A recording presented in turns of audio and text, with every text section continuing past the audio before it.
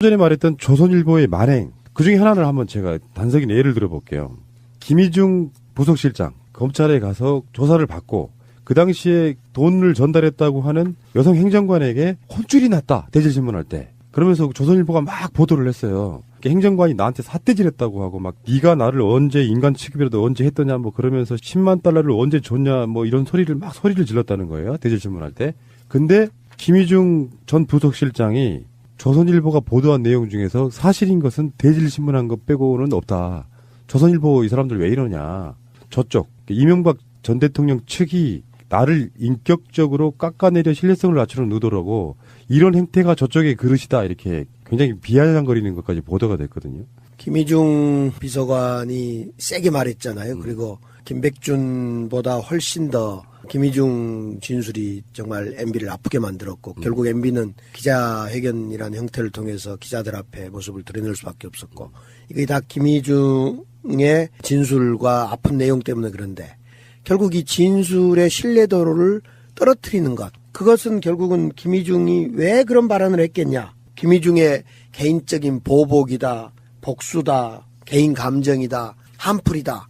막 초기에 이런 얘기를 많이 했어요. 결국 김희중 비서관의 발언의 신뢰도를 떨어뜨리기 위해서 발언의 진위를 그렇게 왜곡해서 몰아갔을 뿐만 아니라 지금 말씀하신 대로 있지도 않는 보도, 있지도 않는 가공의 인물을 앞세워서 허위사실까지 언론이 보도하는 것을 보면 우리 언론의 이 흑 역사가 계속되고 있다고 생각해요. 여기서 나오는 전직 청와대 행정관 장모 씨가 김윤옥, 이명박을 보좌했던 50년 그 아줌마예요. 가해동 아줌마? 네, 가해동 아줌마. 공식적으로 행정관을 지냈으니까 아줌마를 호칭은 좀 비하가 있는 것 같고요. 그렇죠. 요게 그 조선일보 등이 갖고 있는 박근혜는 또 버릴 때는 또 가열차게 잘 버려요. 국정농단 때 보면 조선일보까지 가서 해가지고 무너뜨렸으니까. 근데 이명박까지 무너지면 안 된다라고 하는 자기들 나름의 어떤 이익 결사체로서의 막중한 임무가 있어 보이기는 해요. 김희중의 진술이 가장 결정적인데 그 진술을 결정적으로 깎아내리는 허위사실로. 이거는 MB 측과의 결탁도 의심해 볼 만합니다. 그러니까 이 지금 보도는 그 장 행정관 아주머니가 아닌 다른 사람의 취재입니까? 지금 팩트가 어떻게 됩니까? 이걸 정리하고 있죠. 이명박 측에서 조선일보에게 의리한 기사라 보여요. 아니 그러니까 여기서 인터뷰에 응한 기자가 인터뷰를 요청했을 때 장 행정관 아주머니한테 한 겁니까? 아니면 다른 사람에게 한 겁니까? 이제 김희중에 한 명이 있고 김희중과 장 행정관이 만났을 거 아닙니까? 대질신문을. 그리고 나서 난 기사 아닌가요? 요거는 추정컨대 여성 행정관이라고 하는 사람은 이명박 쪽 사람일 거 아니에요. 네. 그러면 그쪽 사람의 이름을 빌어서 이명박 측에서는 조선일보에게 의리한 기사처럼 보이는 거죠. 가짜로 우리 쪽 행정관이 검찰 조사를 받고 나와서 김희중하고 대질신문을 했는데 이렇게 했다더라고 허위 제보 비슷한 걸 해주고 조선일보는 그걸 내는 형태로 저는 보인다는 거죠. 그러니까 지금 김희중 실장이 이런 행태가 저쪽의 그릇이다라고 말하는 이유가 조선일보를 이용해서 김희중이 마치 허위 뭐 자백이라도 한 것처럼 깎아내리려는 행태를 이쪽이 작업을 했다고 보는 거죠. 그러니까 제가 궁금한 것은 인간 취급이나 언제 했더냐 이런 발언이 장 행정관 아주머니의 발언인지 아니면 장 행정관이 아주머니 발언이라고 누가 전한 건지 기자에게. 후자이죠. 후자입니까? 후자죠. 네, 예. 그 여성 행정관이 취재에 응한 적이 없어요. 어떤 언론과도. 그러면 그 소스는 분명히 검찰에서 나오지는 않았을 거고 이명박 측에서는 그쪽 사람이니까 그렇게 했다더라를 조선일보 그러면 분명히 지네요. 김희중과 장 행정관의 대질신문에 관련된 내용이 있기 때문에 한쪽에서는 숨도 모시고 있었다. 한쪽에서는 인간 취급했더냐 이렇게 발언이 두 개인데 그러니까 이야기 좀 복잡해진데 김희중 비서관은 숨도 못 쉬고 앉아 있었다 이렇게 했고 본인이 직접 인간 취급도 안 했다라는 이야기는 장 행정관이 한 말이 아니고 전해들은 누군가의 만들어진 이야기다. 그러면 진실은 김희중 행정관이 이겼네요. 그 사이에 검찰이 있잖아요. 네. 상황을 본 사람들이 있잖아. 네. 김희중이 직접 JTBC에 전화를 걸어요. 그 조선일보 보도가 잘못된 거라고 반박을 하거든요. 네. 그런 관점에서 보면은 김희중이 진실일 가능성이 100%죠. 네. 검찰은 보고 있는데 뭐. 그리고 이때 가회동 아주머니도 아니고 당시의 보좌관들이 가회동 장할매라고 불렀었대요. 그러니까 50년 살았잖아요. 그러니까 20대에 그 집에 들어갔어도 지금 70인 거예요. 완전 할머니가 맞는 거죠. 그런데 지금 아침에 대형 화재 참사 때문에 묻힌 뉴스인데 어젯밤에 검찰이 영포 빌딩을 압수수색했는데 그 영포 빌딩 압수수색이 사무실이 아니고요. 지하 2층에 있는 창고였다라고 그래요. 근데 그 창고를 압수수색했는데 아마 누군가의 제보에 의해서 압수수색을 했겠죠. 네. 그런데 보니까 그 안에 BH라고 쓴 자료들이 막 쏟아져 나오는 그 보도를 봤는데 어떤 내용인지는 모르겠지만요. 그 노무현 대통령이 자료를 봉안마을로 가지고 내려가셨다가 뭐 여러 가지 논란이 있었고 사실은 그게 비극의 시작이었는데 이명박도 마찬가지인 거 아니에요? 청와대에서 자료를 많이 빼왔을 정황이 있는 거 아니에요? 그 자료가 이제 청와대 자료인지 아니면 청와대 관련 자료 관리를 그렇게 표기한지는 좀 두고 봐야 될 문제 같고요. 그 영포 빌딩이 이제 2007년 이명박 위장 취업 논란이 일어날 때 그 우리가 현장을 달려갔던 그 건물 아닙니까? 근데 저는 이런 생각이 들었어요. 얼마 전에 이 영포 빌딩에 대해서 압수수색을 한번 했단 말입니다. 예. 그때는 제한은 하지 않았고요. 예. 그래서 이동영 조사를 검찰 조사를 했잖아요. 그저께. 예. 이동영 검찰 조사를 하고 나서 거기에서 뭔가 이 압수수색의 필요성을 느꼈지 않았을까. 그래서 이동영 조사를 마치자마자 곧바로 이 영포 빌딩 지하실을 압수수색했는데 역시 압수수색해서 보니 여러 증거를 확보한 것 같아요. 그런 점에서 사전에 알고 꼭 집어서 핀셋 압수수색 아니었나 이런 생각을 해봅니다. 제가 봤을 때는 여기 정계재단 건물 지하 2층은 아마 추정인데 김백준의 증언이 아닐까 싶어요. 그러면 예. 그 전에 했어야지 압수수색을 좀 더 빨리. 그러니까 최근에 김백준이 진술한 것들 내용이 아닐까요? 이동영이 영포 빌딩의 정계재단 뭐 이런 것과는 사실 무관한 사람이라서 제가 봤을 때는 김백준이 가장 그쪽에 밀접한 인물이 아닐까 생각이 좀 들어서요. 좋습니다. 예. 이동영인지 김백준인지는 예. 다음에 한번 그 압수수색했던 영장 친 검사한테 한번 여쭤보죠. 예. 그러니까 다스가 BBK에 투자한 140억 원을 회수하는 과정에서 청와대와 외교부 소속 공무원들이 직권을 남용했다는 혐의. 다스의 실소유주가 누군지 함께 들여다보고 있다. 뭐 이런 내용인데 아마 그 청와대에서 나온 자료라고 하면 좀 전에 말씀드린 청와대와 외교부 소속 공무원들이 직권을 남용했다는 혐의. 이거랑 연관이 있는 압수수색이 아닌가 싶고요.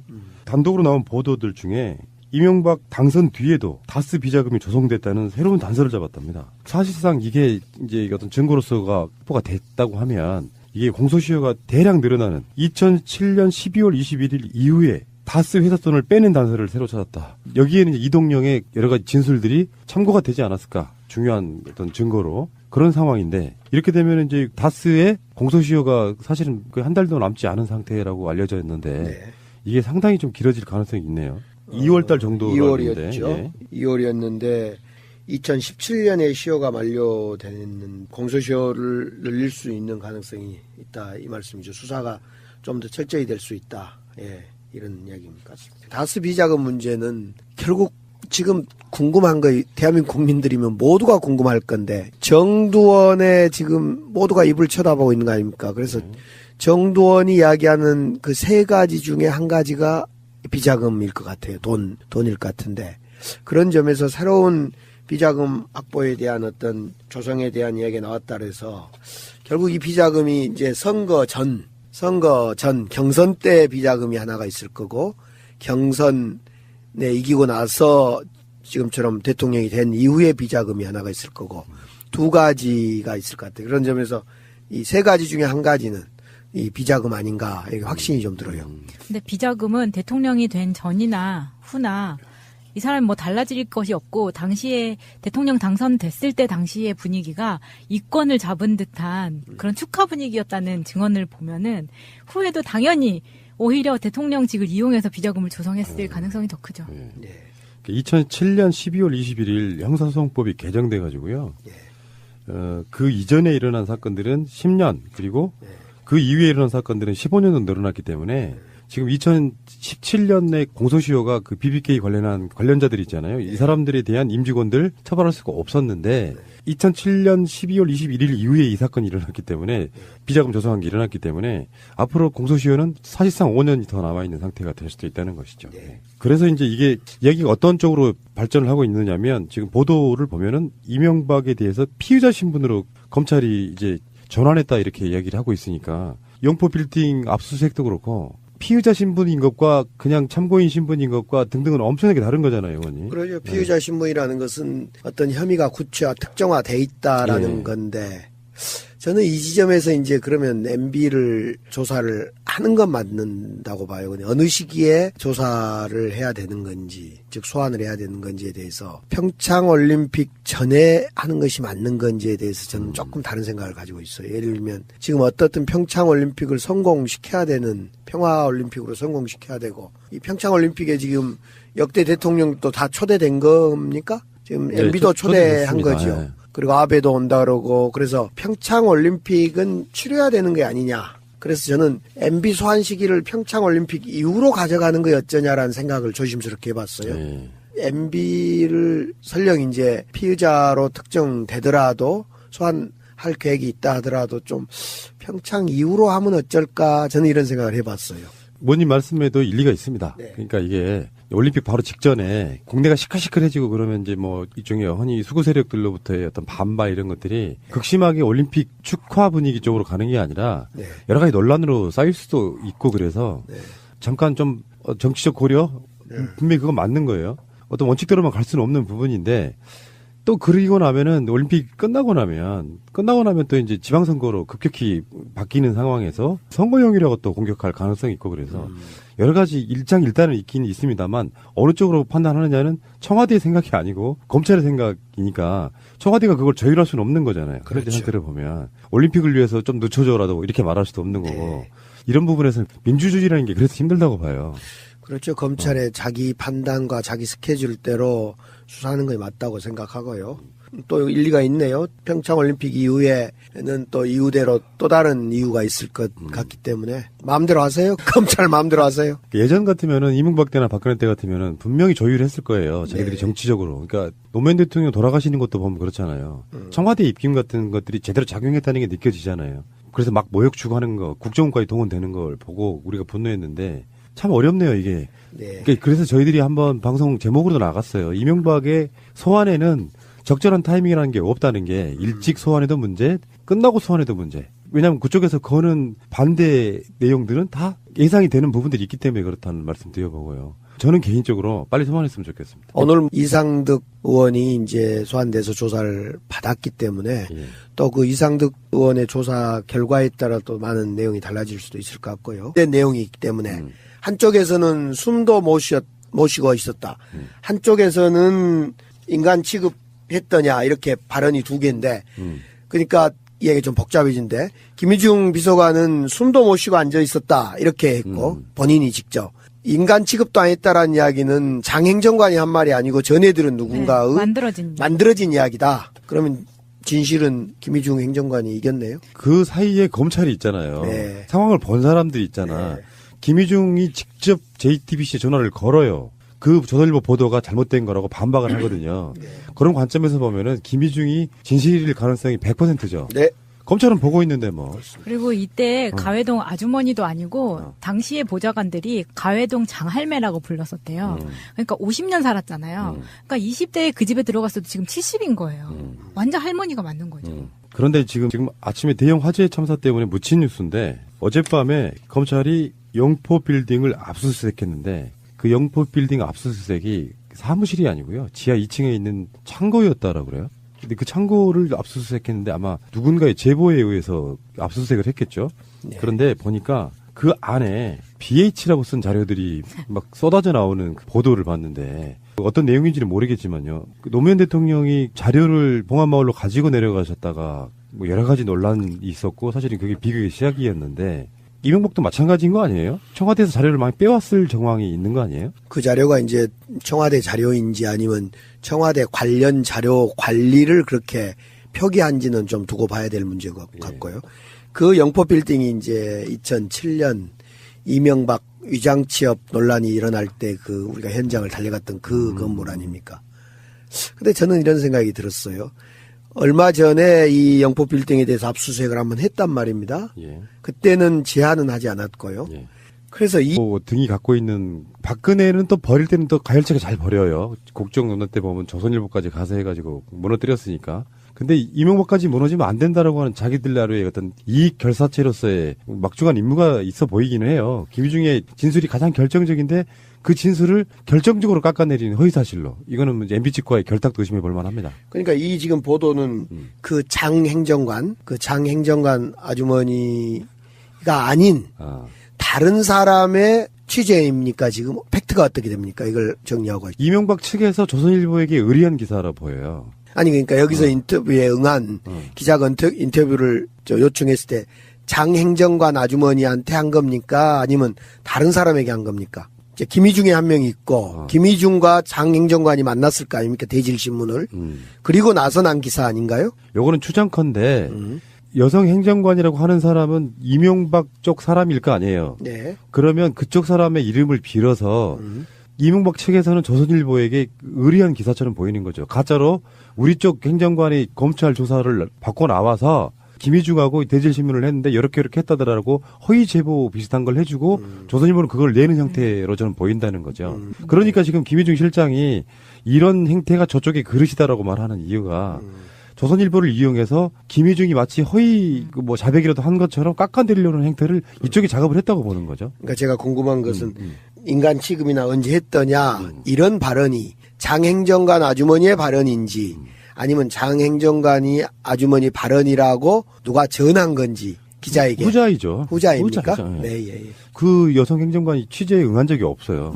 어떤 언론과도.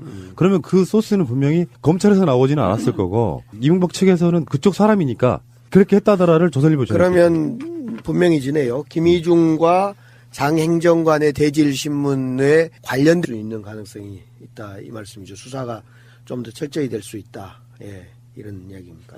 다스 비자금 문제는 결국 지금 궁금한 거 대한민국 국민들이면 모두가 궁금할 건데 정두원의 지금 모두가 입을 쳐다보고 있는 거 아닙니까? 그래서 정두원이 이야기하는 그 세 가지 중에 한 가지가 비자금일 것 같아요. 돈일 것 같은데 그런 점에서 새로운 비자금 확보에 대한 어떤 조성에 대한 이야기가 나왔다 그래서 결국 이 비자금이 이제 선거 전 경선 때 비자금이 하나가 있을 거고 경선에 이기고 나서 지금처럼 대통령이 된 이후에 비자금이 하나가 있을 거고 두 가지가 있을 것 같아요. 그런 점에서 이 세 가지 중에 한 가지는 이 비자금 아닌가 이게 확신이 좀 들어요.